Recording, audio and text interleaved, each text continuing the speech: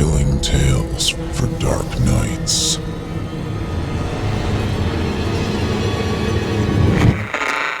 Want to make sure you never miss a Chilling Tales for Dark Nights video again?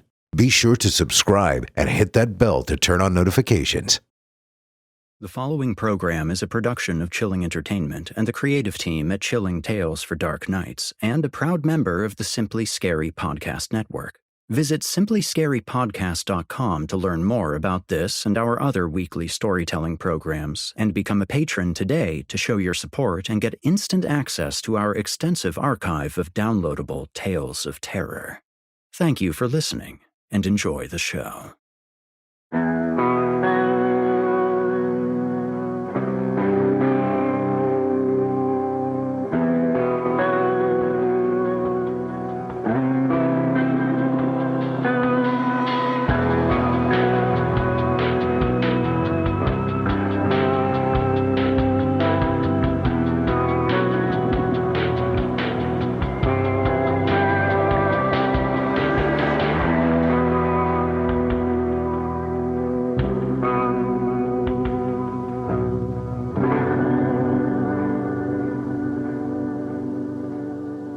Disclaimer. Horror Hill is a horror anthology podcast bringing you scary stories from all corners of the internet and beyond. As such, certain stories include content that some listeners might find offensive. Listener discretion is advised.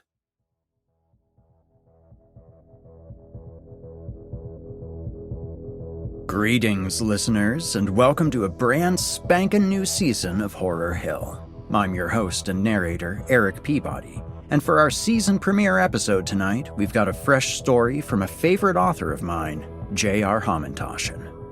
Good old J.R. has a knack for odd takes on horror. Many of his stories revolve around bizarre and strange circumstances that are actually secondary to scathing statements about the human condition, and tonight's tale is a prime example of that, in my opinion. With a title like, "I'm a good person, I mean well, and I deserve better," you know that you're in for a bit of a ride. The setup alone is unique enough that I almost want to use it as a writing prompt to share with fellow authors. Picture this. You're out on a date at a restaurant, a fourth date actually, with all the mental turmoil and second-guessing that goes along with it. Then, out of nowhere, the worst happens and you need to make a hasty, pants-grabbing dash for the bathroom. How embarrassing, how terrible. What could possibly make this situation any worse? Well, for one thing, a recently fired prep cook could have suddenly become endowed with the power to manifest monsters at will, and he could be on his way to enact revenge. But what are the odds of that happening? You're listening to the free edition of this program. If you'd like to help support Horror Hill and also remove these pesky ads, head to chillingtalesfordarknights.com and click Patrons in the upper menu to sign up today. You'll get instant access to hundreds of ad-free stories, so what are you waiting for? Also, if you're watching on YouTube, do us a favor and drop a like and subscribe. Become part of our dark circle, listeners. And now, from author J.R. Hamantaschen, I give you, "I'm a good person, I mean well, and I deserve better." Robin looked nice tonight. She was dressed in an effervescent dress that, while not tight-fitting, at least acknowledged the appeal of her petite form and hearty bust. She had applied a little bit of makeup and eyeshadow, too. Bryce preferred the au naturel look, but the eyeshadow gave her a hint of an edge, a little sass. She had pretty eyes, and the eyeshadow feminized her, tilted the appeal of her androgynous, vulpine beauty back firmly to the feminine side of things. Her hair was done the usual way, pinned up in the back, which he liked. He liked the crook in her nose, the nose that most girls, her included, probably grew up feeling ashamed and insecure about. An asshole could say it looked like there was an extra bone in place of where the cartilage should be. But everything about her was decisively cute, and her nose was that kind of charming imperfection that, in their brief foray into dating, he'd firmly identified with her and maybe even fetishized a little bit. She wore rouge lipstick, noticeable but modest. Red was the color of lust, he'd read in an article, and that bode well of her interest, he thought. That, and that she agreed to a fourth date with him, this time an unabashed date, a full meal and everything. But he tried not to get too ahead of himself. That was emotionally dangerous. His mind was always analyzing the odds. Rouge and a dinner date, good signs. But this was an unusually early dinner, 6:15 p.m., more befitting of the senior citizen early birds than a couple in their mid-30s. And they were the earliest of the early birds. There were literally no other guests, and they'd arrived at that weird liminal phase where the waitstaff was still setting up a bit, and were resentful that you cut down on their time to prepare. But maybe he shouldn't read too much into the time. Maybe she just liked eating early. Hell, he liked eating early. But his mind refused to turn off, always the dating thresher, churning in input and spitting out conclusions. He met her there, which was always a smart bet. Don't want to waste needed conversation talking points on the pre-dinner repartee. That's time you can't control. Imagine having to wait for a table for an hour and spending all that awkward, uncomfortable, impatient time together. So he was already there when she showed up, sitting at the table. When she arrived, he bounded up and pulled her chair back for her. It was simultaneously genuine yet ironic, which was a fairly good description of how they both had separately represented themselves on their kettle of fish pages. "Ah, what a gentleman," she smiled, ironic in her use of gentleman, and what a hoary cliché pulling out a lady's chair was, but genuine in appreciating his interest and his effort, at least, to impress. "Pulling out all the stops, are we? Watch out." "Ha, you know it." They made small talk for a bit, and he pointed out the drinks menu. She perused it, and he didn't say much. Let her read it, he thought. But that was just displacement. He just didn't know what to say. That was one of his bigger fears, not saying enough. He felt he was an interesting person, but too often all that interesting stuff was buzzing around in his mind and he didn't let it out. Dating and sharing and intimacy didn't come naturally to him. He didn't feel comfortable with it until he knew he wasn't being judged, that he was loved and appreciated. In a sense, he put the cart before the horse. He needed the adulation, and then he felt comfortable with the sharing intimacy. The fact that women expected sharing, intimacy, and the connection before the adulation was a fatal lapse in his emotional sequencing. "Did you know?" Oh boy, god damn the man who begins a conversation with "did you know" or "know what's interesting?" That the word Jeep comes from the abbreviation used in the Army for the general purpose vehicle, GP. She worked as an analyst for a car company. Yep, you can take that fact into the boardroom. Promotion, here I come. Yeah, thank the internet and a slow day of work. He had to be careful. Dead air tended to turn him into an interesting fact generator. Could be good for a cocktail party, but no girl wanted to fuck the human embodiment of Wikipedia.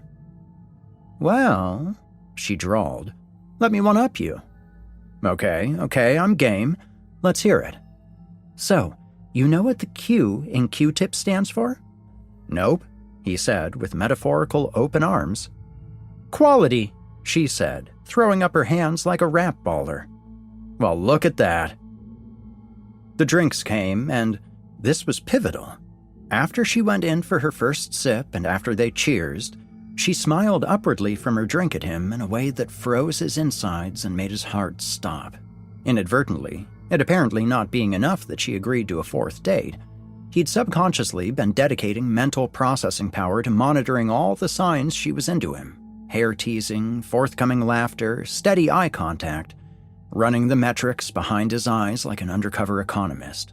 But he needn't worry. That look sealed the deal. It was a look of joy, of the pure sensual pleasure of enjoying another's company and being open to the electricity of good companionship. It relieved him and unnerved him. He wished he could change his reductive thinking. She was a human being, a great human being, for God's sake. He should stop with these objectifying comparisons. But all he could think was that he was a dog who finally catches the car and doesn't know what to do with it. He wanted to tell her that he really liked her, and that he wanted to save this moment in time in case something went wrong later in the date so he could backtrack to this moment and start again, like the beginning of a stage in a video game and he'd stocked up infinite lives. Of course, if he did say that, he'd fuck everything up, and, accepting the logic of his own premise, would have to jump back in time to right before he said those words. He sipped his cocktail, gin and bitters and lime and sugar and a fancy name that added $5 to the price. And he liked it, but that didn't even register because he was acting like drinking was something that just got in the way of talking. "Know what else is interesting?" he said, kicking himself mentally for it. He hadn't even swallowed fully before he started. "No, tell me." He detected a less enthusiastic reception than before. "Well, I don't want to just spout out interesting facts, but bear with me, this one is interesting." "Raising the stakes, you better deliver." And she leaned in such a way that the menu pressed against her dress to make a steeple of her cleavage. He never averted his gaze from her eyes. It was just a lovely detail he noticed in his periphery. "Well, do you know that they never toast in Hungary?" "No." "Well, and I don't know if this is true, but it's what I've been told." "Duly noted. Told, you mean on the streets?" "Yes, of course, the streets. The streets are always talking about Hungary." He was performing that weird obligation to generate witty repartee, and he found it a little bit annoying and disruptive when she joined in. This was a solo act. He was doing his best to even remember the factoid, which was hazy and half-remembered. Was it that they only didn't toast over beer? Well, after the Hungarian Revolution against the Habsburg Empire in, the 1850s, the Austrian army leaders executed the Hungarian generals, and they celebrated it with a toast. So from then on, Hungarians never toast when they drink beer. Interesting. She made a face that registered her appreciation, like she was storing the information. "What was the Habsburg Revolution?" He sipped and shrugged. "I don't know. If they want me to know, they need to tie it in with some beer or food-related fact or something." "Obviously," she smiled. The performance ritual of repartee was draining his mental battery. It's interesting how things are considered mildly unpleasant, and then something comes along to drop the end out from under you and make things so much worse. Here he was, juggling being charming with a mild headache, his mild self-hatred of his dating game-playing and his wavering about whether dating as an activity was even worth the effort, his desire just to declare his affections for her and move on to the next steps, and all the other tests to his endurance, when the bottom fell out. The mysteries of the human body. There's a nesting fullness you feel when you need to move your bowels, but that's usually the key. Fullness. A fullness like a shifting tractor trailer. There's weight there. Not this. This was a water hammer in a sewer pipe. This was a 7th grade earth science lecture on potential to kinetic energy. This was his asshole puckering up with flop sweat in the midst of turning into a swamp. This was the type of shit you fooled yourself into thinking you could control with the proper positions you assumed and the seasoned contortions of your asshole. But in reality, you knew it was going to come out hot and burning, and for a second you'd think, Jesus, what have I been doing with my life? His stomach gurgled. He kicked himself for his early, mid, and late morning coffees, for those unneeded shots of vanilla hazelnut-flavored chemicals he'd added to them. The sour sludge inside him turned his hunger off like a light switch. There's that pyramid of needs. Hunger, water, those are on there at the bottom, the base of the pyramid. Young guys will act like sex is there as well. But look lower down in the footnotes section, there's a caveat. The need to shit rules out all other needs. He yearned to return to the gentle patter of conversation he'd established. Like an old man on his deathbed, how foolish he was for not realizing how good he'd had it not so long ago. He was a strategic man by nature, especially where something important was concerned, a job, school, a significant other. He had the tendency to break down every action into a play-by-play like a coked-out John Madden, until it was usually just him alone and a trusted friend, hashing out and debating what exactly happened long after the opportunity came, went, or passed, and everyone else had moved on. One of his long-standing life hacks: never go to the restroom before you order food. This didn't just apply to dates. It's inefficient. and the other party will be impatiently waiting for you to return and be doubly attentive to the passage of time." He resumed saying something, under the quixotic delusion that he could flag down a waiter and put in a food order before he had to take the bathroom out of commission. Nope, there'd be none of that.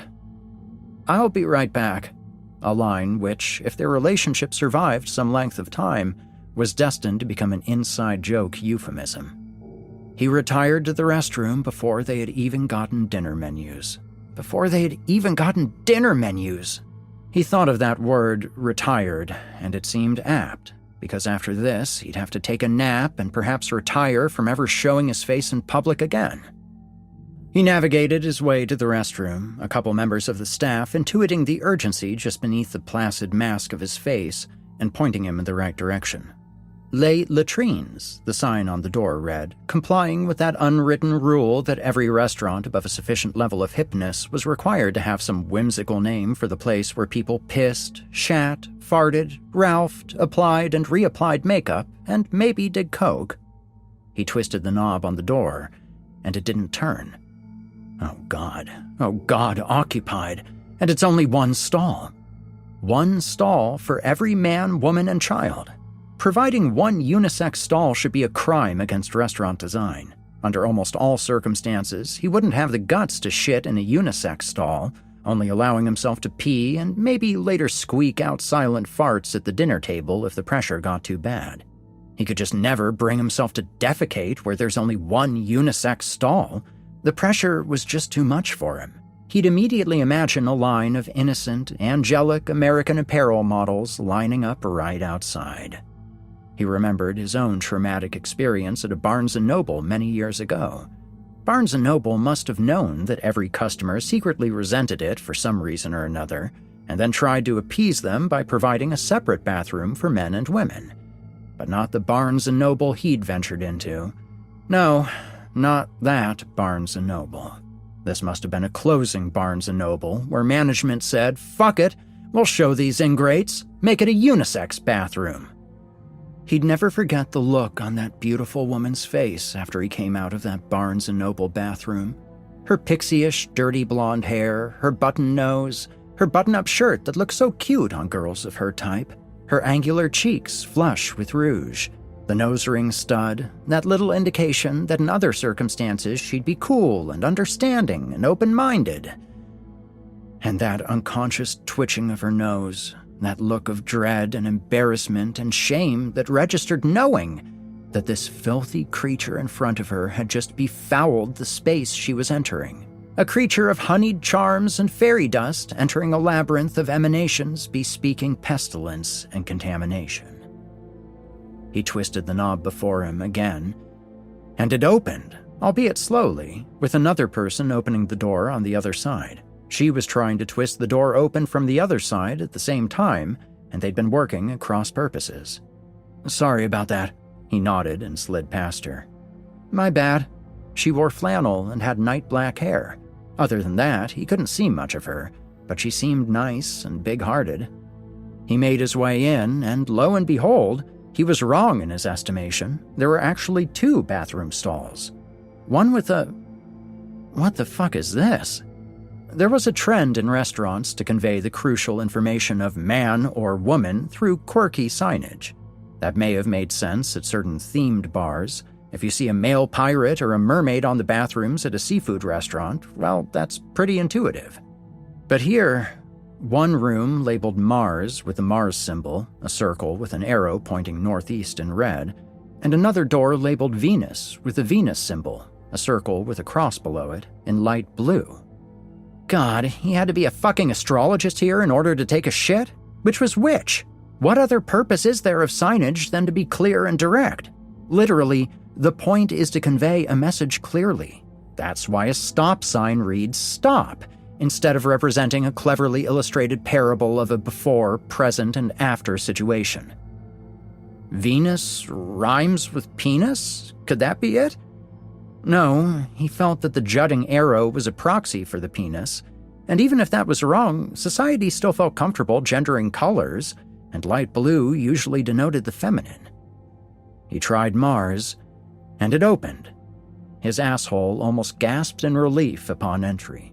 There was an undeniable rush, a dampening of the back of his underwear. Why? Did his body just think that when the button comes undone and the pants come out, it can just spray shit everywhere like a fire hydrant? Mind over matter. Mind over matter. His bowels protested with each second, and in the anticipation of impending release was an unspoken euphoria and satisfaction that society dare not name. Alexander, he decided. He would call himself Alexander. It made him feel smart and cultured, and tales of conquest and adventure were the only things he ever enjoyed about high school. Alexander the Great had conquered like the entire known world at the time, just went on in and rolled all over people. That would be his inspiration. He took long, reflective pauses as he walked the several miles in the fading natural light toward the deer and fox, as befitting a conqueror debating his options. He put his fingers to his chin, softly stroking a beard that was not there, just staring off into the distance. 1 second, 5 seconds, or 30 seconds, it made no difference. He wasn't actually thinking anything, just assuming the position. He crested the hill overlooking his destination. Alexander, formerly Stephen Acevedo, the unloved, overworked, and underappreciated former line cook at the Deer and Fox, prepared to stride into battle. Let the history books forget how he arrived this day, the undignified means of last resort, literally walking several miles along the shoulder of Route 6. Let the royal decrees leave that out. Stephen's broke ass seeking his revenge on foot, all those cars full of spoiled housewives giving him dirty looks because walking in suburbia is for poor people, and because God forbid this town have a working bus system. Stephen's car had been out of commission for over 2 months now. His car troubles were a source of inexhaustible amusement to the rest of the staff. "Is his car back on the road yet?" someone in the kitchen would ask, as if he wasn't right there. "Close," someone would reply. "It's in the driveway." Even the people who didn't speak English would join in on that. It was a joke to everyone, from the manager, who was supposed to be fair and impartial, who's supposed to put a stop to that sort of harassment, and maybe if you fucking paid me a little more, I'd have the car on the road and be able to make it on time, to the pretty hostesses, to the others in the kitchen who were supposed to be his family. He'd laugh off the jokes at first and tease back, but he wasn't good at it. He was too transparent. It was obvious how much it burned him up. He'd liked working as a cook. He'd read books about the industry. There was supposed to be a sense of camaraderie between all the staff. And he'd been there longer than most. Granted, there was a high turnover. But there didn't seem to be enough deference. A couple of people teased him, and all the new guys thought it became the thing to do, the bypass for bonding.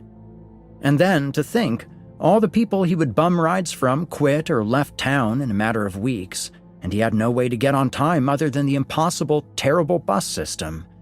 And he was late enough times, and he was fired, just like that.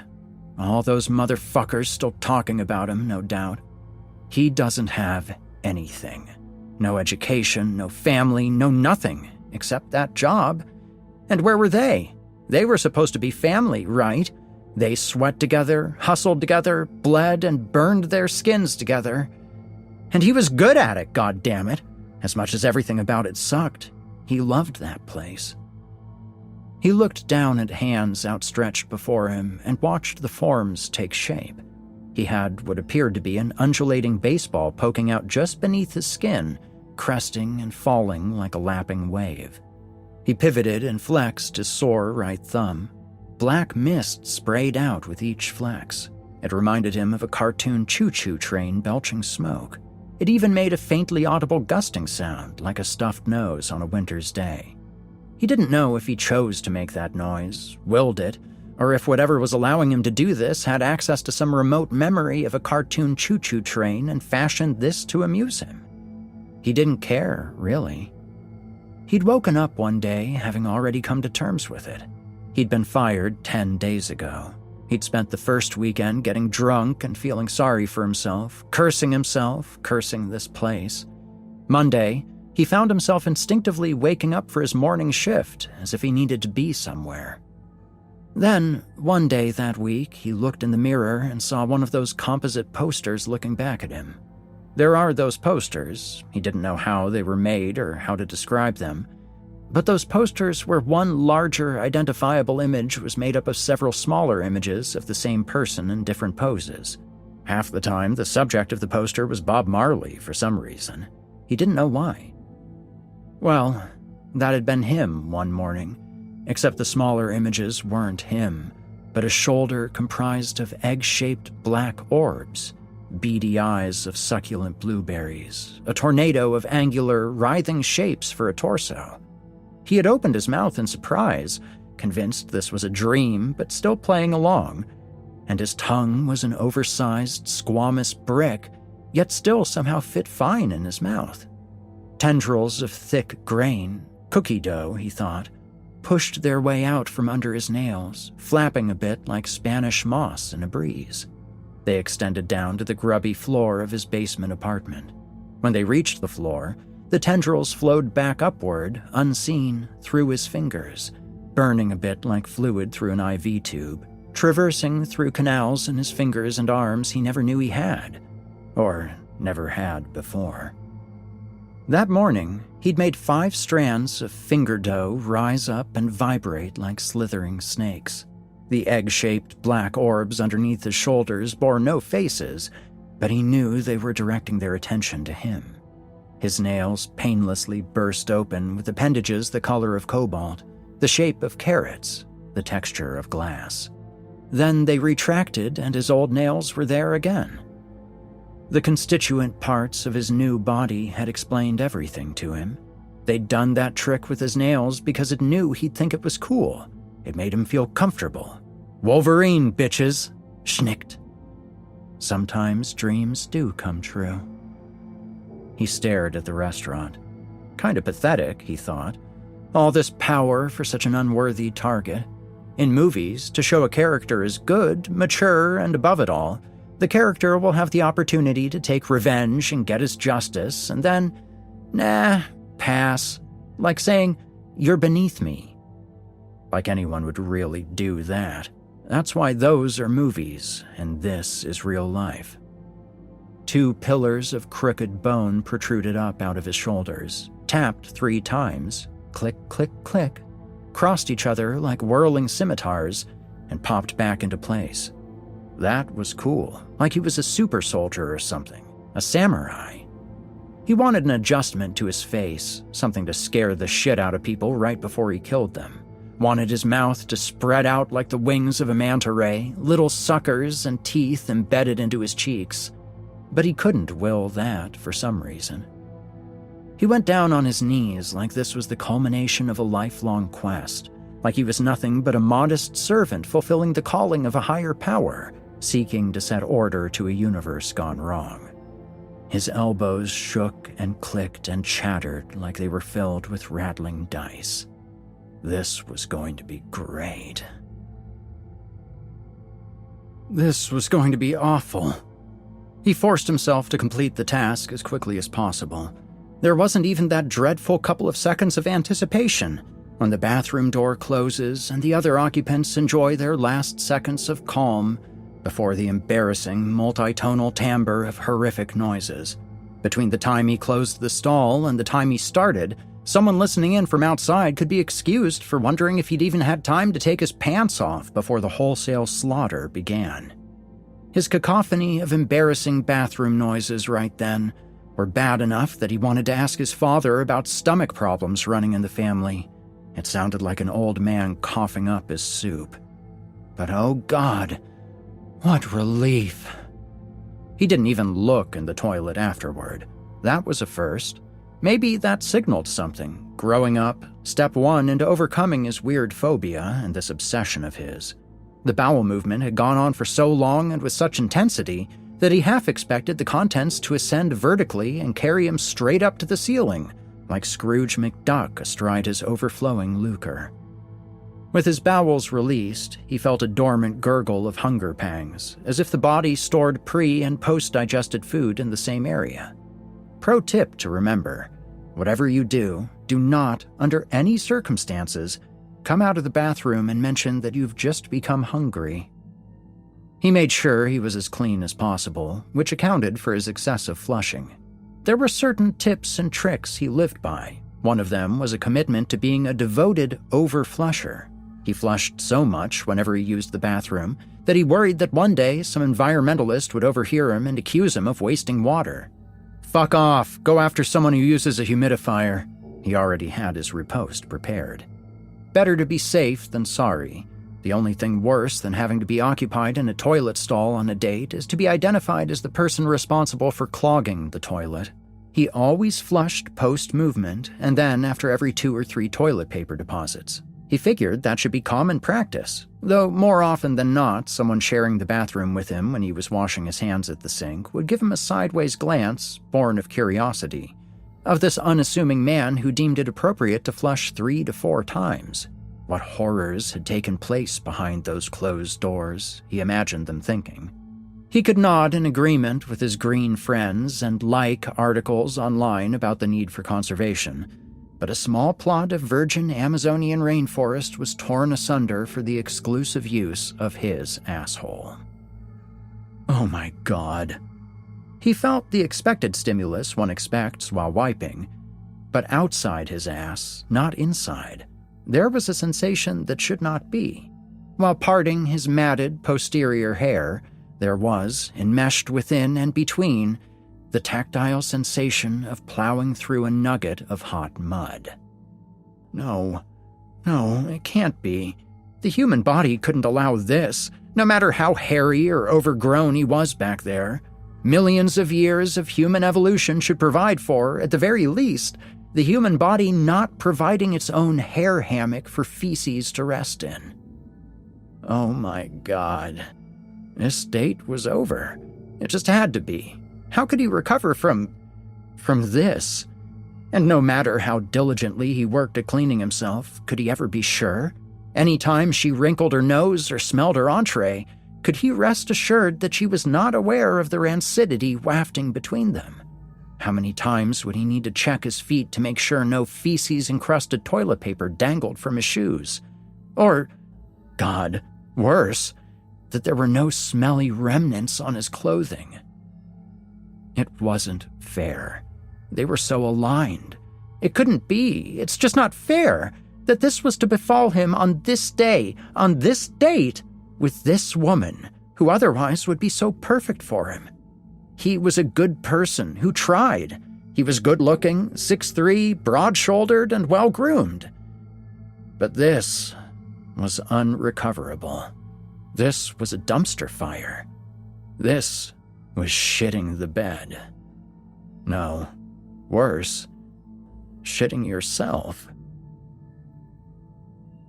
Hoodie up over his head like a cloak, arms outstretched in the middle of the dining area, Alexander stood between tables.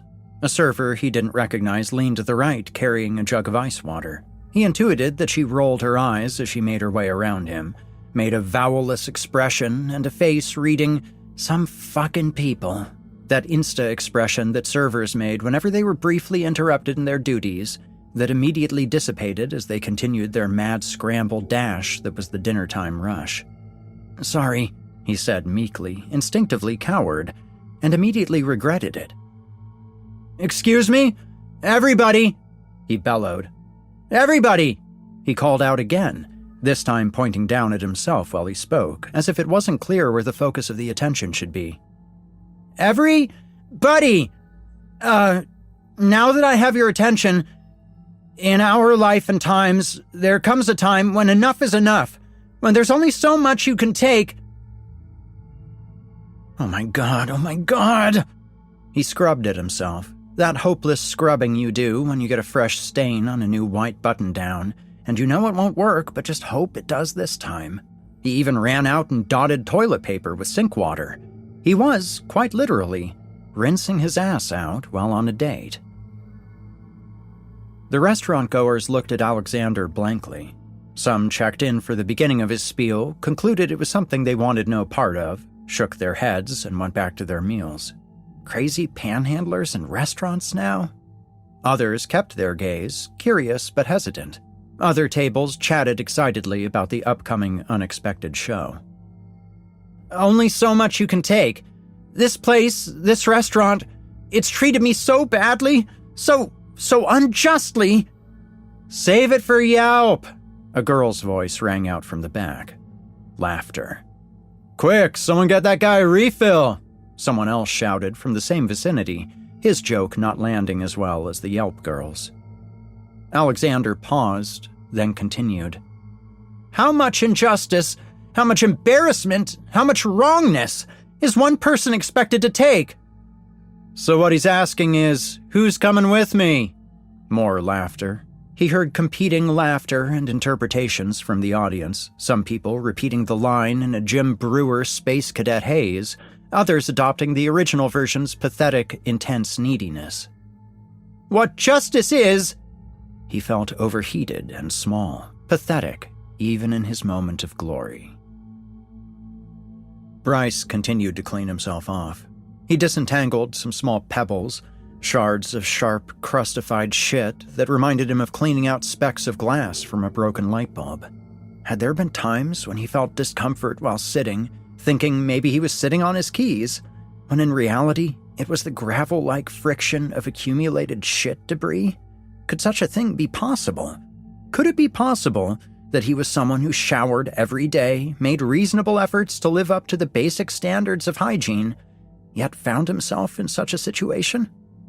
Come to think of it, anal hygiene and cleanliness is something no one ever taught him or talked to him about.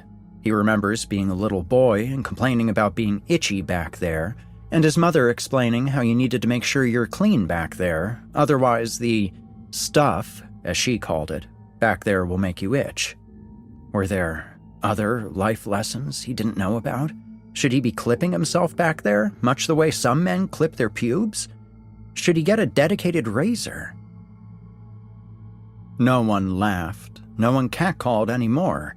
Not after he covered his face with his hands, gnawed on his fingers, and split and flung wildly as much liquid outpourings as he could. The response started as laughter and coursed swiftly into horror. Jesus fucking Christ, someone said. Manager, someone get the manager! This isn't funny! I'm having a pleasant meal. This isn't the time for this performance art, someone stammered. The restaurant had windows that allowed some of the remaining natural light to stream in. On the upper corner, where the ceiling met the wall, hovered a red, humanoid creature. It made its entrance without fanfare, without acknowledgement. Just slowly, someone spotted it and pointed it out to someone else, who pointed it out to someone else, until the restaurant was abuzz with excited chatter and cackles, but of the kind that's obviously tense. A loud scream or shriek would put people over the edge. Ah, ladies and gentlemen and assorted assholes of all types, our first guest. Alexander stretched out his hands like a celebrity television host. For my first trick, a blast from the past, a special guest from Ghouls and Ghosts. I'm sure some of you stupid hipsters remember that game, right? The creature was just there, as if treading water, but in the air. It stood maybe 4 feet tall, but that was hard to tell as it was not standing upright. It had deep red, rough skin, with light blue bracelets on both ankles and on both wrists, and oversized gray bat wings, the breadth of which probably matched the creature's height. The color coordination was odd and unexpected, and was the subject of a couple of quick observations and jokes. What also caught everyone's eye was its nudity. Other than those bracelets, it was entirely naked, yet it had no discernible genitalia, but only a rounded nub, like a Ken doll. It moved, but inorganically, in a pattern. Its short, hooked arms and legs kicked in and out, its wings flapped rhythmically, but there was absolutely no variation in the pumping, neither of its limbs nor its wings. It was on auto-repeat, and it just hung there, in space, with no whooshing of air or sound coming off its flapping. Its face was rough, its mouth a perplexing gash somewhere between grimace and smile, and its nose was bulbous and uncomfortably hooked. It just stayed up there, pumping its limbs, pumping its wings. Someone clapped and hooted. Yeah! A crowd of guys yelled. Do Mario next! A girl who knew nothing about video games yelled, the equivalent of yelling "Freebird." "Bowser!" "Bowser!" Alexander yelled back in a pitch and intensity that was all wrong for jocularity. "What else do you retards want?" Somehow, more than the grisly display and unexplainable creature flying overhead, the use of the politically incorrect term retard did the most to signal to the crowd that something was dangerously off course. "So, if you remember, when the knight in Ghouls and Ghosts got hit, his armor would fly off, and when he got hit without armor, he turned into bones. Let's see what happens if one of you morons gets hit." The red demon assumed a sitting position and floated in the air, moving horizontally toward the center of the restaurant, still well above all the diners. This was too much now, and a huge exhalation went out from the crowd. Now could be heard, "Oh my God!" and loved ones clutching each other tighter to reveal that they were scared. This was no longer fun or funny. The creature's expression never changed. It moved its arms in a robotic, almost jaunty fashion, and swooped down in an arc like a pendulum. Still flying, but now at ground level, people shouted and shrieked. Some were stunned and confused at how, despite being closer, they could not make out much more detail about this unwanted guest. It hovered close to the ground, in a straight, uninterrupted line, as if it was taking off on a runway. Then its direction arced as if it was taking off to the ceiling again. It made its way toward a table of 3, and it collided with the unfortunate, most smartly underdressed hipstery kid of the bunch. Most people instinctively averted their gaze from what they suspected would be the undignified, chaotic crunch and tumbling of bones and bodies. The creature didn't even register the collision, the arc of its flight completely unaffected. The poor kid-alt, though.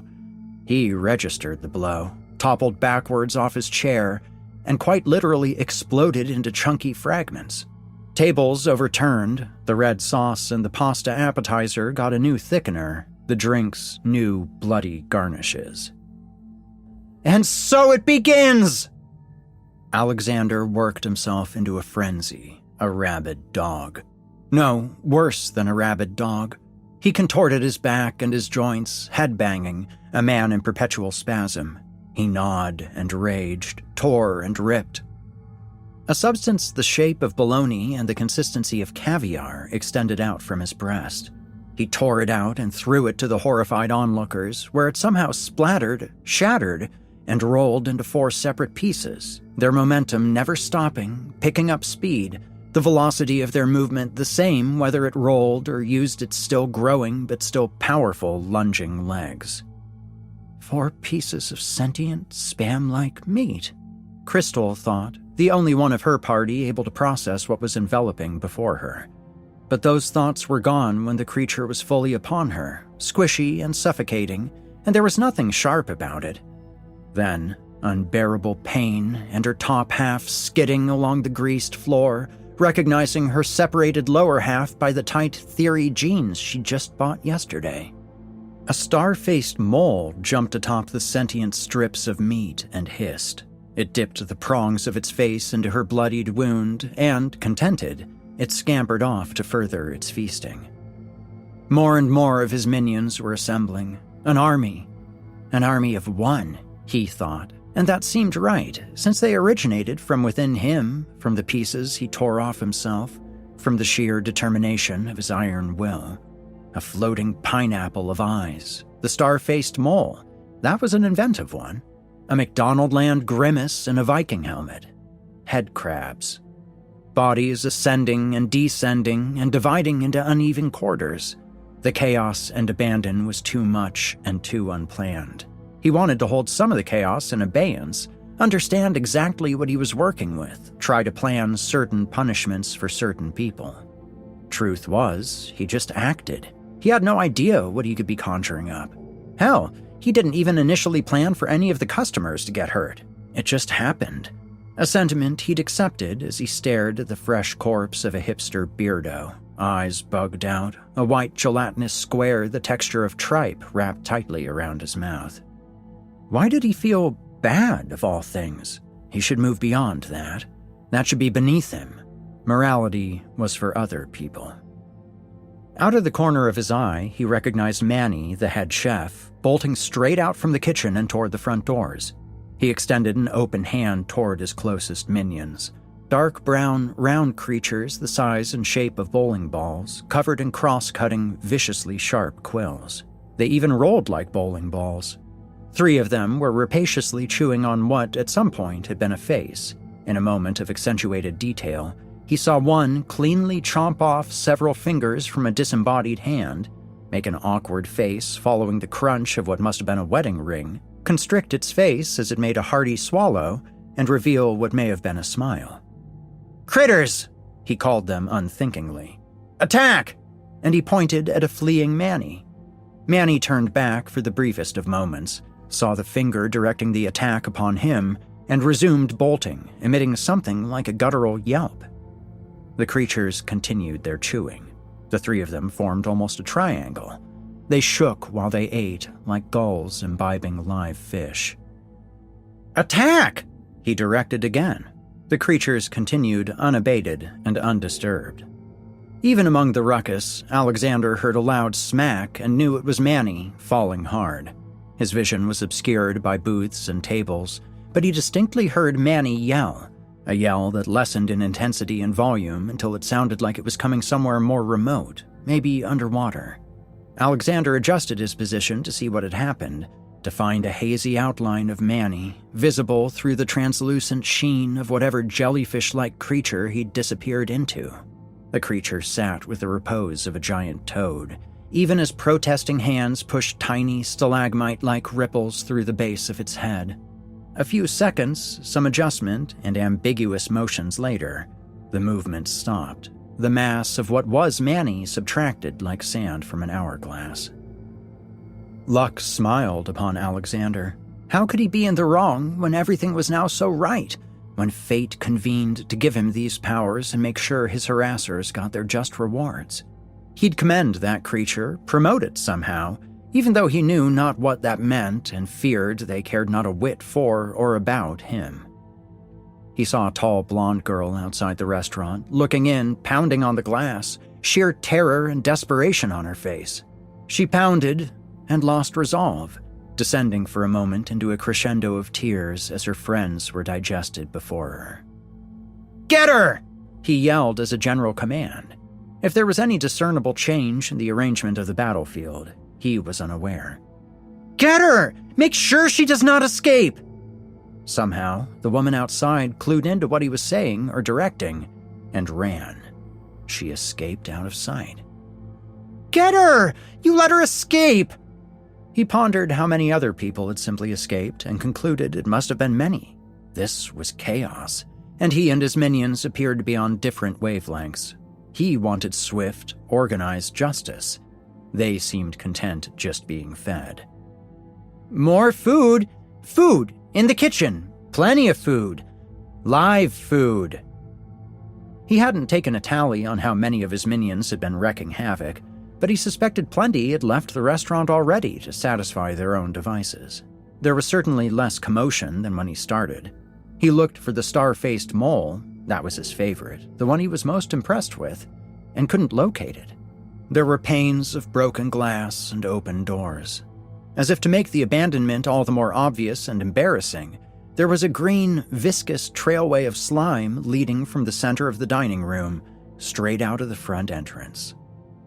The critters were still here. One was face-deep, or perhaps body-deep, since the entire creature seemed to consist solely of a face, its sonic, like quills cresting out of the inner cavity of a corpse like a chest shark. Another sat on its haunches, its stubby legs sticking out, not a care in the world, perhaps even vibrating as it burped through its meal. He walked closer to the critters, they for some reason becoming his lodestar, a feeling of oppressive ineffectuality gathering in his chest. He accidentally kicked the soft frame of an oversized slug, its delineated head raised and twisted 360 degrees. Its head was that of a horrifyingly real, too scaly and too green hypnotoad. Its head lowered down, and it ignored him, though a weird, ambient slushing noise emanating from its midsection became temporarily louder. He feared it would strike him. He tried to look casual and avoided eye contact. What have we here? Wedged in the corner underneath the table where the booth meets the wall, a quivering, shivering young lady. Well, not that young, more like young-ish, maybe in her 30s. He assumed a squatting position, reached underneath, felt the firm, impressive outline of her lower body, and began dragging her out. She screamed and kicked, jamming one of his fingers. It took him longer to pull her out than it should have. He wrapped both his arms around her ankles and pulled, but she was stronger than she let on and held on to the edge of the booth. His minions heard the tussling and turned in his direction, with the exception of the floating pufferfish, which continued staring vacantly ahead, drifting listlessly.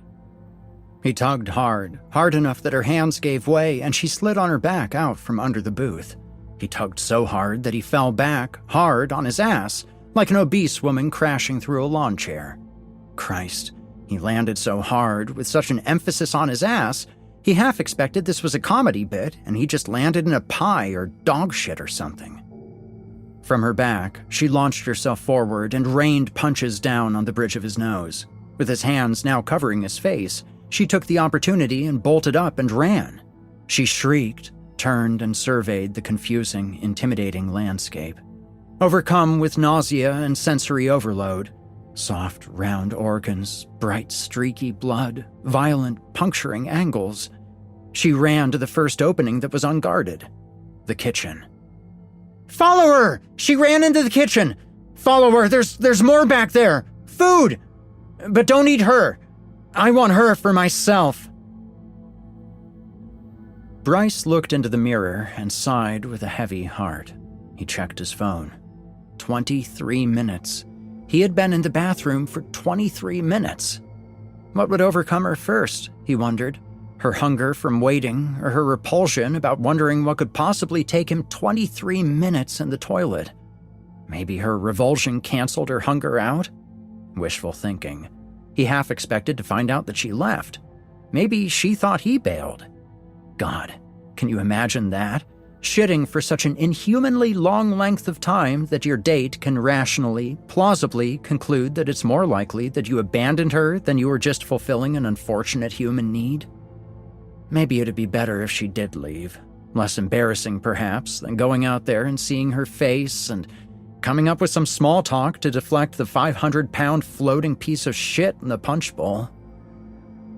He adjusted himself in the mirror and again liked what he saw. He looked good. The sweater fit him well.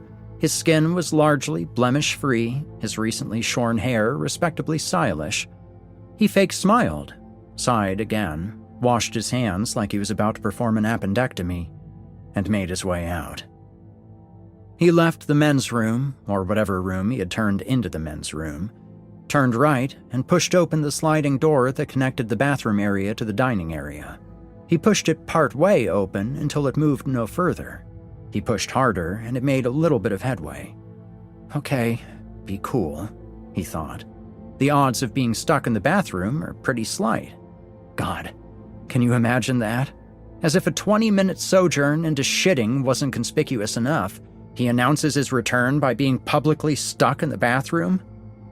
He retained his composure and tried again, simultaneously pushing the door and trying to wedge himself through the opening. The door snapped back a little when he transitioned his energy from the pushing to the wedging, and it socked him in the lip as if throwing a quick jab. His nose and lip burned with that angry, unpleasant energy of an unexpected jolt, like when you smash your funny bone or, well, get hit in the face with a door. God, can you imagine if I'm bleeding now? Imagine that. Gone in the bathroom for 20-plus minutes and returned bleeding. It literally made him laugh. Maybe that'd be for the best. Maybe he could say he was mugged in there or something. Can you imagine launching a police investigation to save face? He laughed despite himself. He kept his head down and made a beeline for where he knew his table to be. He didn't see her sitting where she should be sitting, and he looked down and his stomach burned and sank. God, could it be possible that she actually did leave? The burning in his stomach became a stabbing, sinking feeling of despair. That idea didn't seem so funny anymore. He slipped on an outrageous pool of liquid and went bow-legged, then slipped forward and went down, hard. He landed on his left shoulder, splayed out on his left side, and closed his eyes. He was in some kind of liquid, water, he assumed, but it smelled bad, almost copper-like. Toilet water. Imagine that. Imagine I shit myself, spend 20 minutes in the bathroom, bloody my nose on the door, and then fall in fucking smelly water in front of an entire restaurant. Kill me. He closed his eyes. Just let me fucking die here. Let me close my eyes and never wake up. No one rushed over to help him up, and he didn't hear any exhalation of energy from the restaurant goers. No whoops or ohs or anything. Perhaps they were all in stunned silence, mortified on his behalf. He turned to his side and looked into what, yesterday, may have formed the base of a perfectly acceptable face.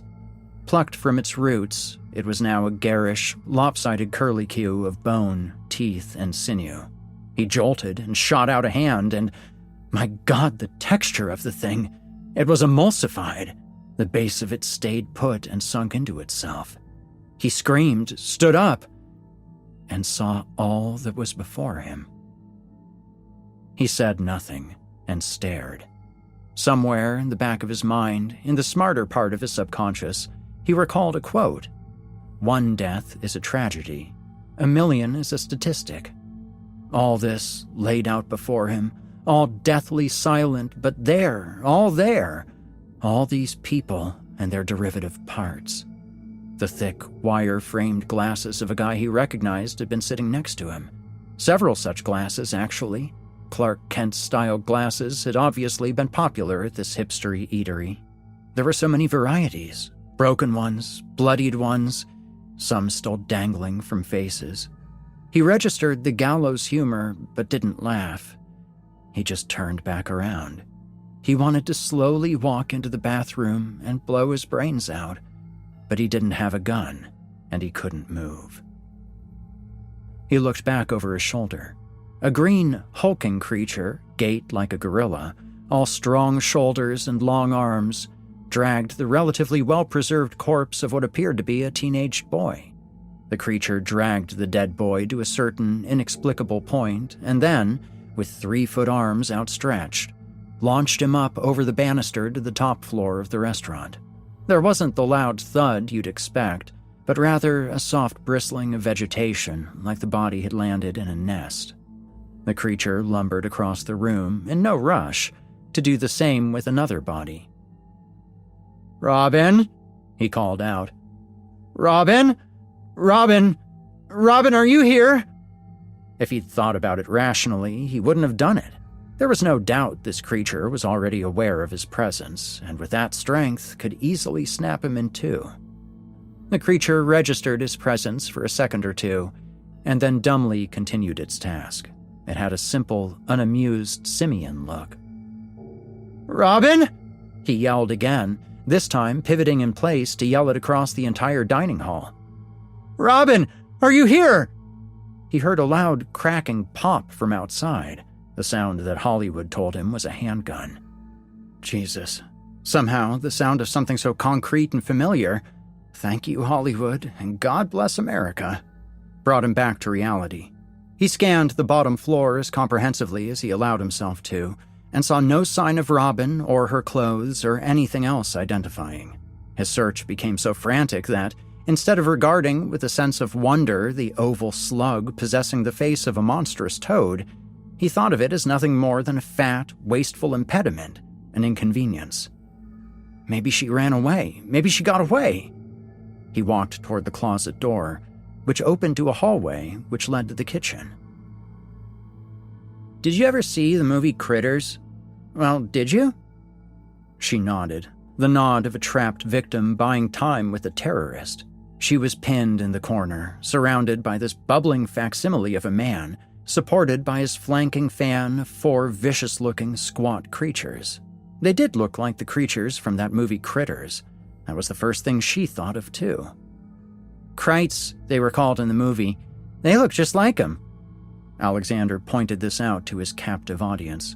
The creatures chattered and stood there, their small limbs and tiny hands folded, their large mouths, row after row of sharp and grinding teeth, their cherry-red cat-like eyes.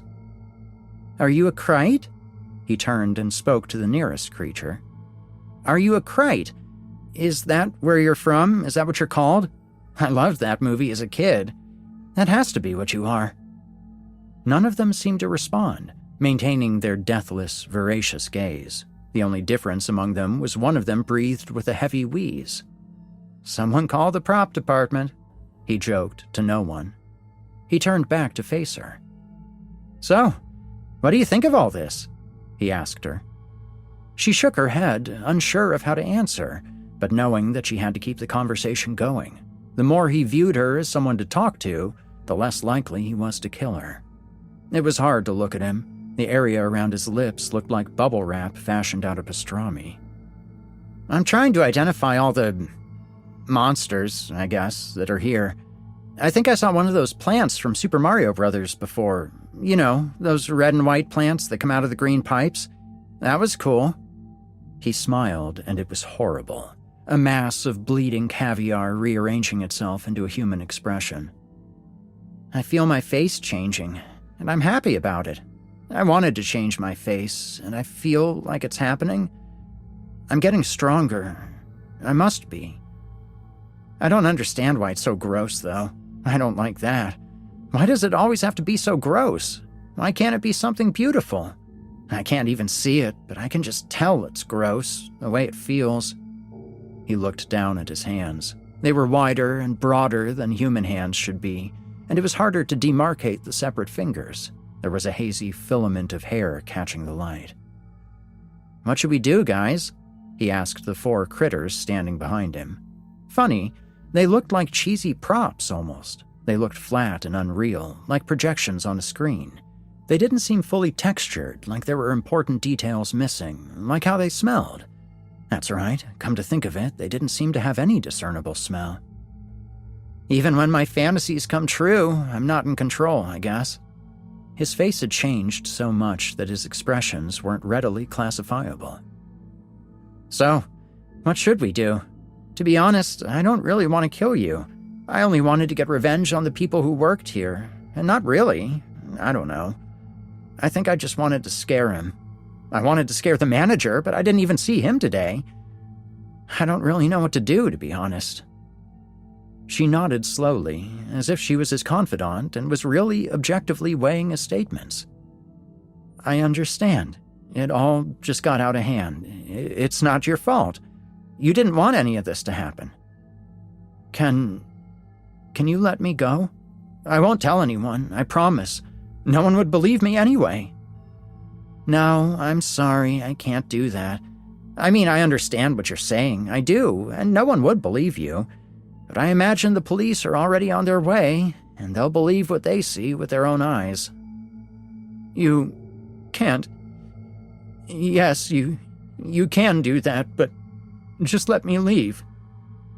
"No, I'm sorry," he said, but slowly, with the weighing gravity of a henpecked father deciding whether to let his kid borrow his car, like he was asking for forgiveness as the subtext of his refusal. "Then what are you doing with me here?" "I don't know. I like it being here, I guess." He took a step closer to her. He was perhaps a foot away now. "I don't know. I don't plan on, I don't know. I like your company, though. Do you think maybe you could take your shirt off, actually? I don't know. It might cheer me up or help me think." She swallowed hard. "What? If I do you promise to let me go?" Her attention turned to the entryway, and she almost shouted with excitement. There stood Bryce. He just stood there, in plain sight, as if he came to a threshold after entering the doorway and couldn't come any further.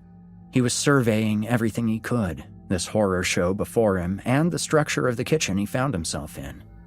Bryce was bad at estimates, but he was maybe 6 feet away from them and felt the heat of boiling water and active pots and pans. Underneath torn vegetables, he saw metal shapes. Hopefully, they were knives. It took an additional beat for the bubbling mass that was Alexander to turn and face him. He looked disappointed, and the air was tense with something other than murder, as if Alexander was an ex-boyfriend trying to keep his composure and sizing up her new lover. As if on cue, another person of sorts joined them in the kitchen. From another entryway, this one leading from the cold storage room, came another form, making its entrance known with a sound approximating wet towels dropping onto the floor. Its entire aura was imbued with stagnant water, even when it wasn't moving and stood there, staring. There was the sound and scent of tepid water, of slipperiness. It stood about 5.5 feet, not particularly imposing, on 2 webbed feet, with its webbed hands extended slightly horizontally, as if planning to give someone an exaggerated hug. The details of its body were scarce, except that it shone a sickly form of green, and its body was slick and long, almost like a seal. The details of its face were even worse, almost as if Bryce needed prescription glasses in order to understand what he was seeing. The face was vaguely humanoid. There were lumpen masses that might have been tentacles, but it was too indistinct to make out. There didn't seem to be any mouth. Alexander pointed at the new visitor. "Zombies ate my neighbors. It has to be, right?" He wished he'd actually seen Creature from the Black Lagoon, because he knew the fish monster from Zombies Ate My Neighbors was inspired by that movie. This was a poor, low-budget facsimile. "Man, I haven't played that game forever, but it has to be." He wished he'd actually seen Creature from the Black Lagoon, because he knew the fish monster from Zombies Ate My Neighbors was inspired by that movie. This was a poor, low-budget facsimile. "Man, I haven't played that game in forever, but it has to be." Bryce seized the opportunity. He grabbed the nearest pot by the handle and lifted it high over his head, ready to bring it down like a hammer. It was heavier than he expected, and the lid fell off with a heavy clunk and narrowly missed his foot. As he arched the pot over his head, he realized why it was so heavy. It was half filled with boiled water. Miraculously, he lifted the pot fast enough and tilted it just right so the water emptied out harmlessly behind his head, although he felt steaming water residue on the bottom of his jeans. Still moving on impulse, he leapt toward Alexander and swung the pot down as hard as he could on top of Alexander's head. Bryce hit him square on the forehead. The impact wasn't as dramatic as he expected. There was the forcible collision with bone, but also something softer, bone wrapped in marshmallow. Still, Alexander went straight down on his back. The critters retained their look of voracious detachment, their mouths still open, their cat eyes still frighteningly red yet immobile. Then, thunk, Bryce felt a reverberation through the pot. A cruel-looking quill was vibrating half deep into the metal. Jesus, he'd gotten lucky again. If he hadn't been holding the pot at around face level, that quill would have gone straight through his windpipe. One of the critters changed its position and was back on its hind legs. So that was the fucking bastard culprit. "Fuck you!" Bryce screamed, this time swinging the pot like a tennis racket at the big, wide target that was the critter's face. Now that was satisfying. The impact literally lifted the round, fat ball of quills and teeth off the ground and sent it on a curving trajectory toward the stovetop. The other 3 critters hissed and growled and made high-pitched noises. Whomp! The fish monster lashed out at one of the critters with its claws, and one swing was enough to take it out. It followed up with 3 identical strikes on the now clearly dead critter. It now looked at another one, but its facial expressions didn't change, and its movement was rote and almost mechanical. It swung back its arm again to make another horizontal strike, and, as insane as this all was, Bryce could not help but realize that this strike looked identical to the previous strikes, as if this creature only had a certain range of programmable actions and was doomed to a life of infinite repeats. A quill flew into the midsection of the fish creature. It flinched and flashed white for a brief moment and continued moving forward. It was struck with 2 more quills, and it flopped down and died, in a surprisingly efficient and unlabored death. 1 second it was marching forward, then it was down on its back in a heap, and then it was simply gone. But that was enough time. When the firing critter turned around, Robin was already upon it with a sharpened kitchen knife. She sunk the knife into its fleshy stomach. Again and again and again she plunged her knife, and the screaming was almost intolerable, so reminiscent of a pleading, wounded dog or tortured cat. Bryce felt almost sick to his stomach, as if they'd just done something unrepentantly inhumane. She stopped stabbing it only when it rolled onto its back like a cartoon tortoise. The last critter launched itself at Bryce. It made no gestures that indicated it was about to leap. It was just suddenly in the air. It bit hard into whatever its teeth came in contact with. Unfortunately for it, that whatever was Bryce's trusty hammer pot. The critters looked almost like giant brown koosh balls, and this one played the part as it soared through the air. It landed with aplomb against the industrial-strength refrigerator door. The creature took a moment to regain itself, then shook itself into convalescence. It bit at the air for whatever reason. Robin ran beside the struggling creature, kicked it toward the refrigerator door, and slammed the creature between the door again and again and again, to the point where she was actually able to close the refrigerator door fully, while the top part of the creature thrashed and chomped futilely, emitting the same disturbing, dog-like shriek of its stabbed brethren. It spasmed a couple of times, and when the door opened back up, there was a pool of green blood and a distorted mass of gore between its stubby legs and the rest of its body. Bryce ran over to Robin and pulled her back from the refrigerator. She relaxed in his arms for a moment, then grabbed the pot, now substantially dented, and ran over to the critter that had first shot the quill at them and which Bryce had subsequently punted across the room. It lay prostrate on its back. From viewing just the fuzzy back of it, it was almost cute. Its back looked like an innocent woolly brown bush, but such concerns didn't slow her down at all. She smashed it again and again and again. 3 times she smashed it until she was sure it was dead. "Robin, I'm so glad you're alive!" He ran toward her and noticed that green fish creature, it had been here before, right? Where could it have gone? It was gone, just disappeared. There was a green fish-like creature thing there before, right? Right. You're not crazy. She spoke slowly and deeply, catching her breath. Her tone was too brusque, not as warm and relieved as he'd like if he had his druthers. He held onto her back, coaxing and comforting her. "Wait, there's still him," she signaled toward the increasingly humanoid form of Alexander. His forehead and the area between his eyes were deeply bruised, and a lightning bolt scar made its way down between his eyebrows. Harry Potter, Bryce thought randomly. Under the bruises, the monster's face had become identifiably and unremarkably human. "We need to make sure he's dead. We can't take any chances. He caused all of this out there. He's a monster, a literal monster." "Agreed," Bryce nodded. He took the pot by the handle, hesitated, gave it back to her, and took a butcher knife. From the way he held it, you could tell he didn't have a lot of experience cooking chops for himself. He choked up on the handle, holding it more tightly, resolutely. "Okay," he said, and moved in closer to the recumbent body. Alexander was splayed on his back, arms spread on an invisible crucifix. Bryce prodded the shape in the left rib cage. The shape groaned, but did nothing else. This would be a lot easier if the guy shocked back to life or something, and he could get this over with in the heat of the moment. I think he's out cold." Bryce knew that sounded stupid. If he were watching this on a movie screen, he'd be screaming, "Fucking come on, man, do it!"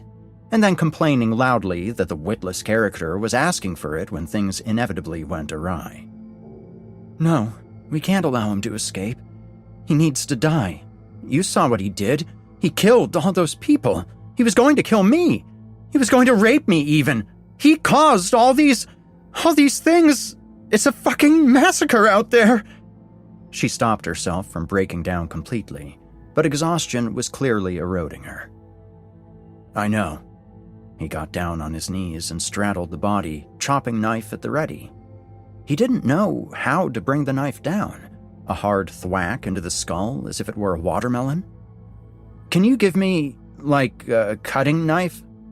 She brought him a sharpened blade, used for fine cuts, he thought, which took on a sinister connotation. He put the blade to the bastard's throat. It helped to think of him like that, a bastard, a murderer. He killed all those people. You fucking bastard. You fucking piece of shit murderer. No response. You fucking killer! How could you? He was speaking unnecessarily loudly. Can't this guy wake up or move or something so he could kill him and pass it off to himself as self-defense? He wished he had a gun, although he'd never shot a gun before in his life and wouldn't even know what to do with one. Do it! Bryce gracelessly pushed the blade into where the center of the man's throat should be. He envisioned a tactile slice, one quick slash, a controlled seepage of blood, and that's it. Misfire. He put only a quarter of the blade in and found resistance. Grimaced. He was committing the throat-slitting equivalent of slowly tearing off a Band-Aid. Course-corrected and overcompensated, plunging the knife at an awkward angle. Blood sprayed wildly. The knife was partially buried and obscured, like he dropped the blade into a cooling cake. Oh, God. He's dead. He's dead. He has to be dead.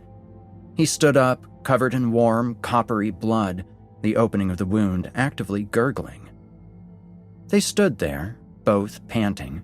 Several wordless moments passed between them. It was over, he felt. This was a natural concluding point. The curtain to fall, the credits to appear. The weight of the whole day made itself evident. A feeling of nausea and frazzled disconnection came over him, and he fell to the floor. She bent down at first to maybe help him back up, but collapsed upon him in what became an affectionate embrace. Eventually, the outside din made itself physical. They were soon being assisted by more police and emergency officers than he'd ever seen before. The conflict wasn't over exactly, and he was oddly grateful for that.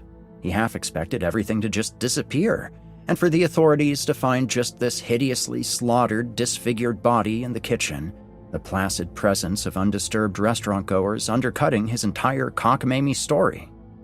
But that was selfish, he thought. It would be better if this was a dream, an unreality. Then there wouldn't be all these bodies. There was a shootout that took place out of sight, and one shooting directly in front of them that was particularly shocking for being so abrupt and pathetic. The gorilla creature from before moseyed out from somewhere, spotted the officers, and grunted. It picked up and threw a nearby body part at them apathetically, as if following a preset program. It went wide enough that no one needed to dodge. One of the officers fired. The beast clutched its left shoulder with its right hand, pivoted, groaned, and slowly walked toward the officers. Another officer fired, this shot low, around the groin. The creature repeated the movement as before, clutching its left shoulder with its right hand and groaning. Several more shots. The same movement, the same animation, and then the creature practically hopped backward to land on its back, where it outstretched its arms and its tongue and just stopped moving. Everyone stood, blinked, and no one said a word. A minute later, the beast was gone. There was one other lasting memory that stood out to him. A burly, mustachioed officer was speaking animatedly with his hands, giving directions to his cadre. He moved his hands in a chopping movement while he talked, like he was doing the Braves cheer. Suddenly, like a moray eel, a red and white spotted plant shot out of an unremarkable pipe against the wall, soundlessly chomped into his finger, and disappeared, finger and all, back into the pipe. Bryce and Robin were ferried out amidst the commotion, and they never stepped into the deer and fox ever again.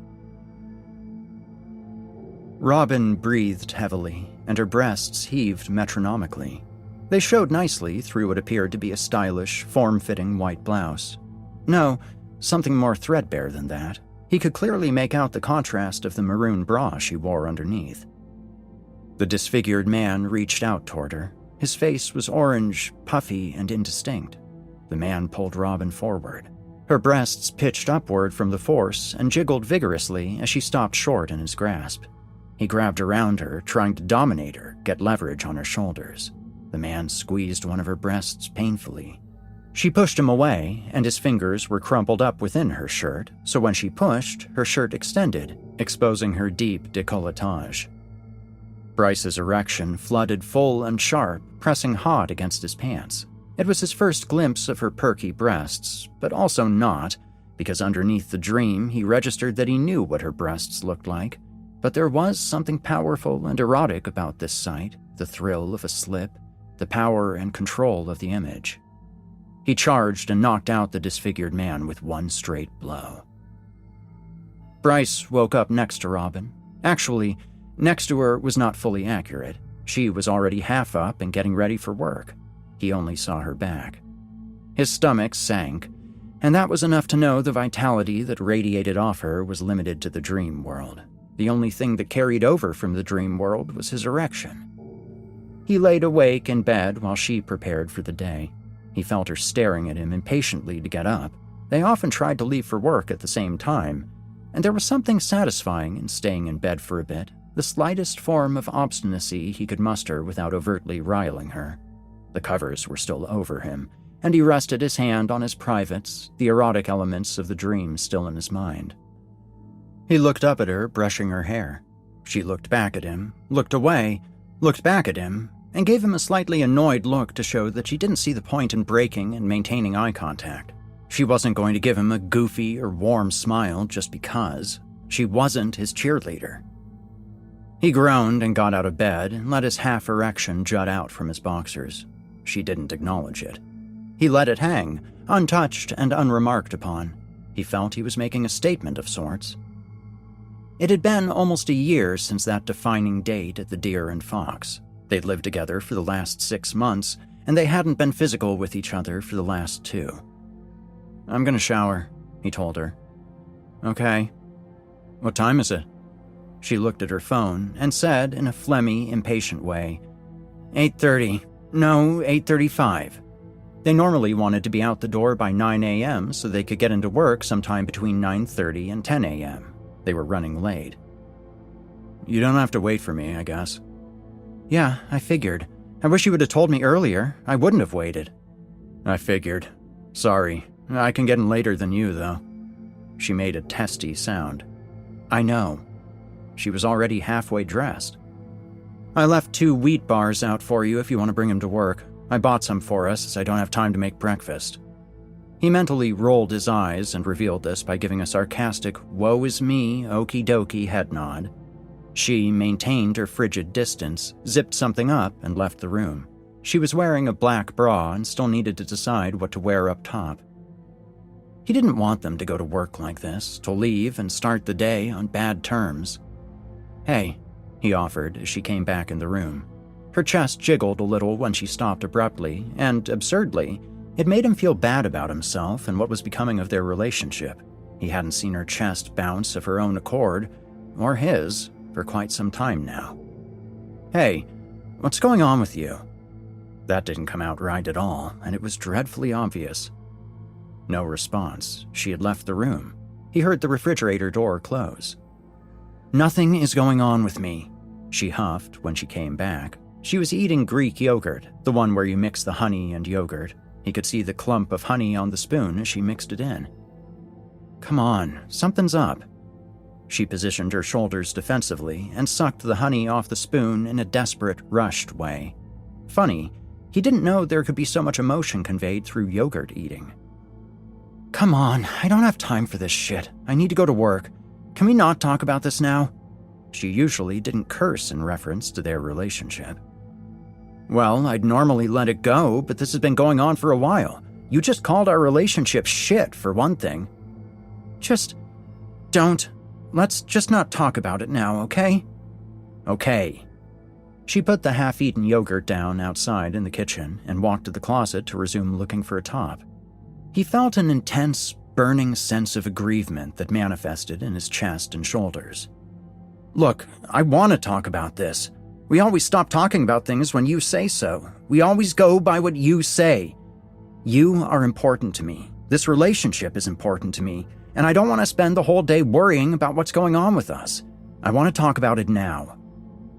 "Look," she started, her arms up as if she was literally stuck between a rock and a hard place and needed to wedge herself out. "I have a lot to do today. You know my boss has been a major bitch recently, and I have a lot on my plate, and you can't stress me out this morning, and you can't make me late. Don't you understand that? Don't you get that? If you cared about me, you wouldn't fuck up my work or make things so difficult for me." Oh no, here she was getting worked up. She had a subtle way of shifting blame. Now he was morally responsible for her inability to control her emotions and what effect that may have on her workday. And why was it that she could call her boss a bitch, but God forbid he say that she was acting bitchy? "And you always make me late. I make breakfast for you and wait for you to leave with me, but no more. I can't do that anymore. You need to wake up earlier or let me wake up earlier and leave without you." Okay, he said, extending his fingers out in a soothing, de-escalating way. She was right about that, at least. He had made her late a couple of times, but he couldn't stand it when she made him feel morally responsible for stuff that was not his fault. She was fully dressed now. He knew this was fucked up, but he had felt more sympathetic to her when she was half-dressed. She turned back to him, the last bite of yogurt in her mouth. Her expression wasn't good.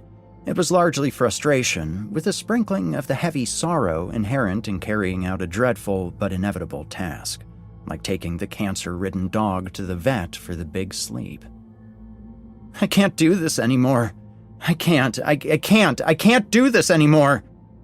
"Baby, don't be silly." This was going nuclear. He'd thought about it ending too, and there was excitement and freedom there, he knew. But no, he didn't want it to end. Not like this, not now. She shook her head. Her eyes were closed, and there was a streak of wetness along her cheek. I'm sorry.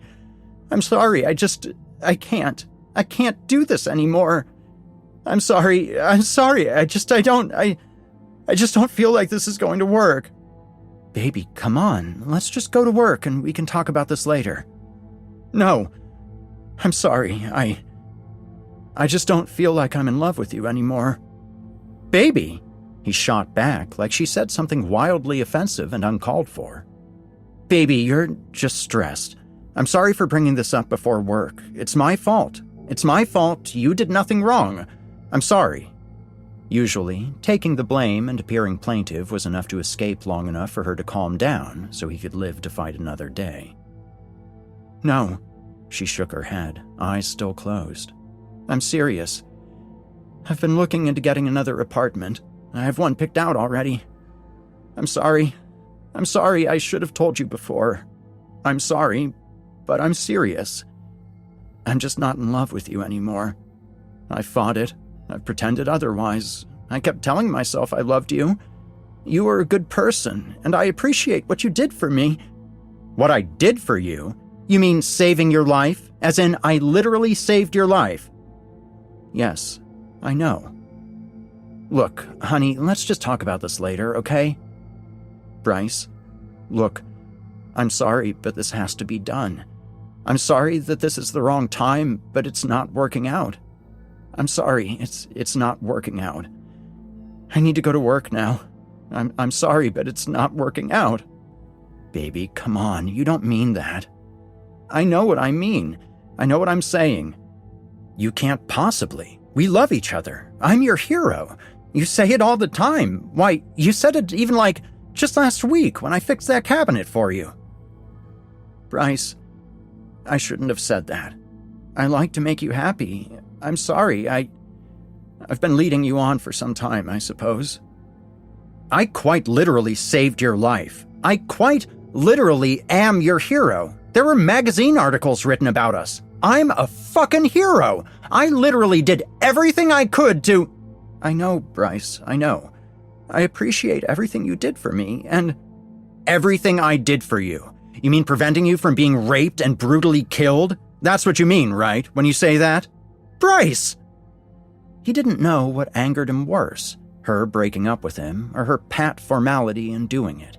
She was like an executive getting through a difficult but predetermined business decision. We have to be able to work this out." "I'm sorry, Bryce. I'm sorry. I literally saved your life. I fucking saved your life!" I know.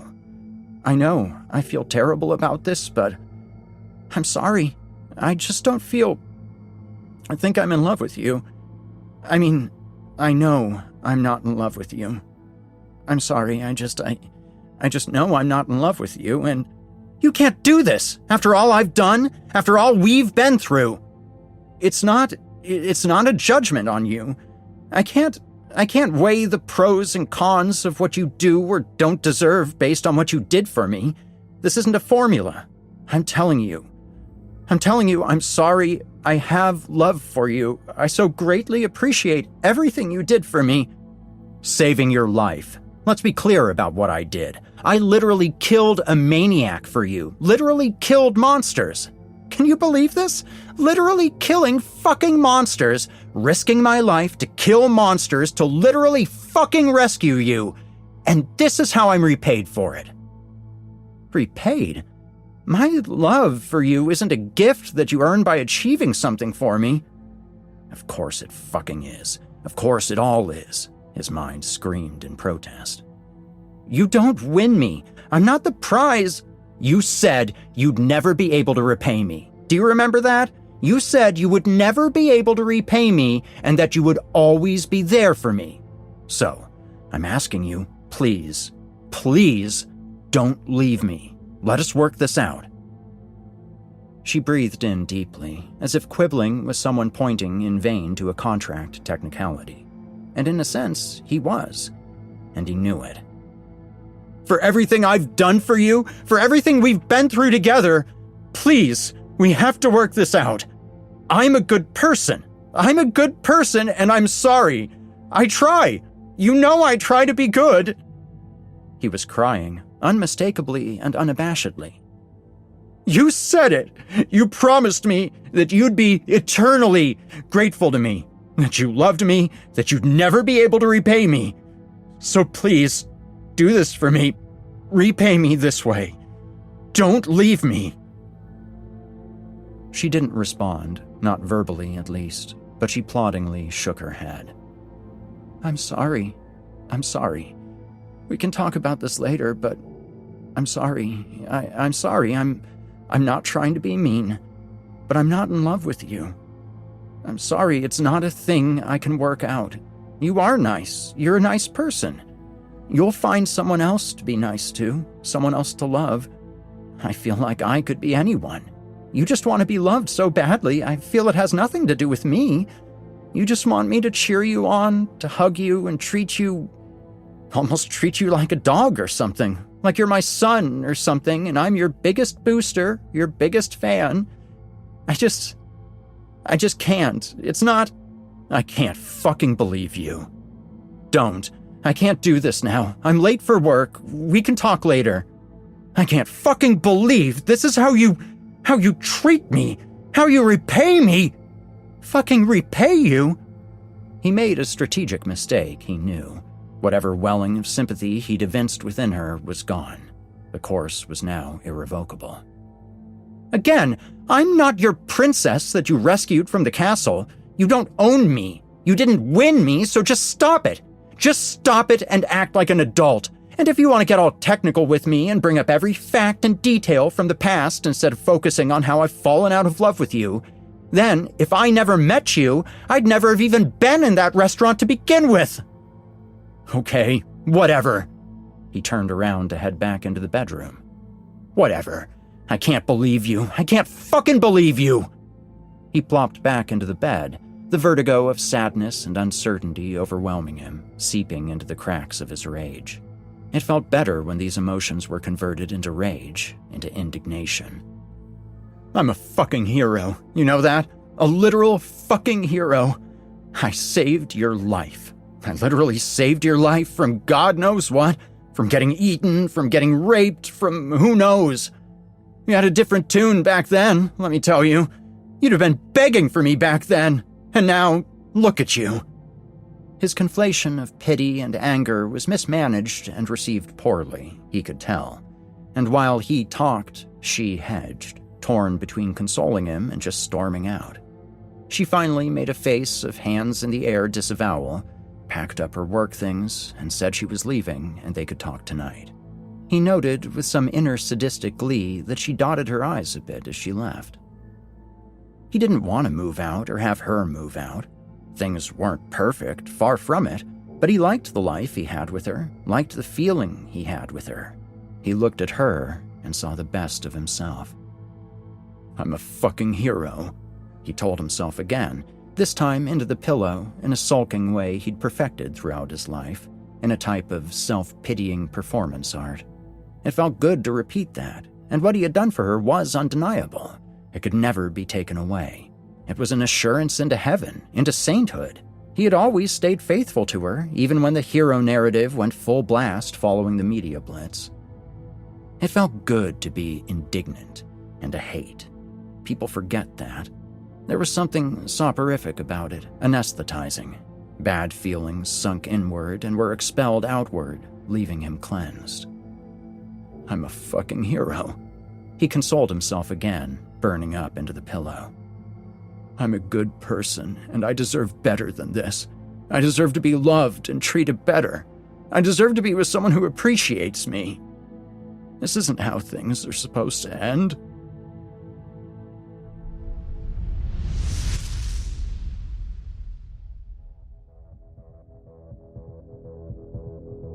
You've been listening to I'm a Good Person, I Mean Well, and I Deserve Better by J.R. Hamantaschen.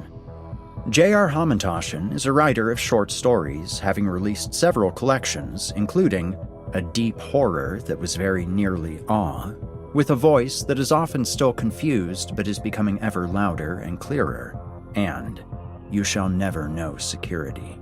You can find collections of his works at Velux Books, www.veloxbooks.com.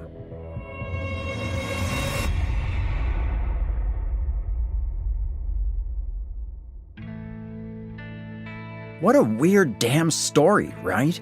The 80s Nintendo kid in me is screaming in joy, and the part of me that lives in the real world is just, well, depressed, I suppose.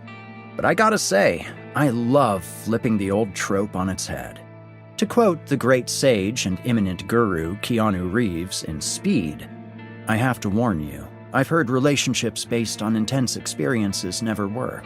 And there's something refreshing about seeing that actually play out. Fantasy fulfillment stories are great, but it's nice to sometimes see that pre-packaged Funko Pop ending with all the gloss and veneer stripped away. Maybe I just like it when a character is weak and petty in the ways that we all strive to overcome. Helps keep us pointed in the right direction." Well, now that I'm done philosophizing about a story involving picking shit out of your ass hairs, I suppose it's time to close out this episode. I'll be back next week with more Horror Hill for you, and I hope to see you all there. Until then, friends, stay spooky. You've been listening to the Horror Hill Podcast, a production of Chilling Entertainment and the creative team at Chilling Tales for Dark Nights. Tonight's episode was hosted, narrated, scored, and finalized by yours truly, Erik Peabody. Additional music by Nikki McSorley. Got a terrifying tale of your own that you'd like performed? Email it to us at submissions@simplyscarypodcast.com to have your work considered for future production. Note that any writing utilizing artificial intelligence is ineligible. If you enjoyed tonight's episode, why not help us spread our dark presence online? You can follow Chilling Tales for Dark Nights on social media, and upvote, subscribe, and hit the bell notification icon if you're listening to this on YouTube. It helps us out a lot and also keeps you up to date on new episodes. If you'd like access to uninterrupted horror, free of ads and these annoying bookend segments, might I recommend signing up to be a patron?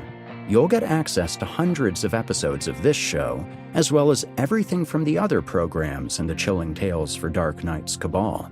That means all of Scary Stories Told in the Dark, Drew Blood's Dark Tales, and more. It's a veritable smorgasbord of horrific delights.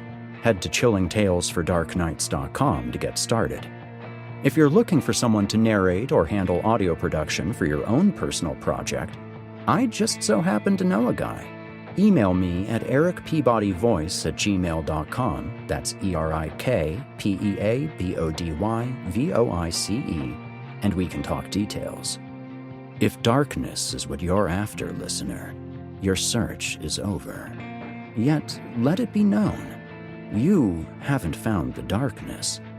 The darkness has found you.